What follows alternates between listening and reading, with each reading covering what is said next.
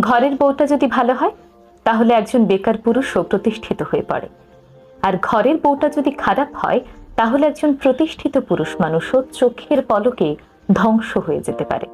হ্যাঁ, ছেলেদের জন্য বউটা আসলেই ম্যাটার করে। ঘরের বউটা যদি ভালো হয় তাহলে দেখবেন একজন বেকার পুরুষও ধীরে ধীরে সফলতার দিকে এগিয়ে যাচ্ছে। কারণ একজন জীবন সঙ্গিনী শুধুমাত্র পাশেই থাকে না, বরং তার অদৃশ্য শক্তি দিয়ে স্বামীর সকল হতাশাগুলো দূর করে তাকে সফলতার দিকে নিয়ে যায়। স্বামীকে ধৈর্য দেয়, সাহস যোগায়, তার খারাপ সময়গুলোতে ধৈর্য ধরে তার পাশে থেকে সেই সময় মোকাবেলায় সাহায্য করে।